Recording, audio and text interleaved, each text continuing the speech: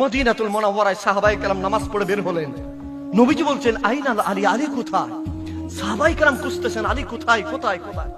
সিদ্দিক আকবর নবীজিকে বললেন ইয়া রাসূলুল্লাহ, আলী রাদিয়াল্লাহু তাআলা মসজিদের ভেতরে আছেন। সুবহানাল্লাহ।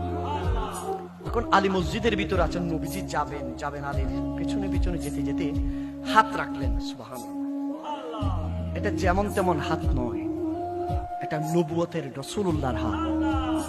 হাত রাখলেন, আলী তো বুঝে গেলেন নবীজির হাত। হাই হাই হাই, এই খুশি আর কোনজন হতে পারে? হাত রাখলেন, আলীর কান্না বাড়াই দিলেন। সুবহানাল্লাহ। আরো একটু চাবিয়ে দিলেন, আবারও কান্নার আওয়াজ বাড়াই দিলেন।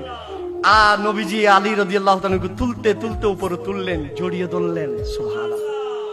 নবুয়তের সিনার সাথে বেলায়েতের সিনা। হাই হাই হাই, আল্লাহু আকবার বলেন। আলী কি হয়েছে? তুমি এভাবে কান্না করছো কেন? কি হয়েছে? ইয়া রাসূলুল্লাহ, আমি তো আল্লাহর কাছে এটাই ফরিয়াদ করি, আল্লাহ যেন মসজিদের ভিতর আমাকে শাহাদাত বরণ করায়। ইয়া রাসূল, আমি যদি বের হয়ে যাই, বের হওয়া অবস্থায় যদি আজরাইল যদি আমি আলীর জান নিয়ে যায়, আমার তো আফসোস থাকবে, আল্লাহর ঘরে আমার মরটুকু হলো না। আল্লাহ সেটা কবুল করেছেন। দামেস্কের কুফা জামে মসজিদে ফজরের সময় আলী রাদিয়াল্লাহু তাআলা আনহুকে শাহাদাত বরণ করিয়ে দিয়েছেন।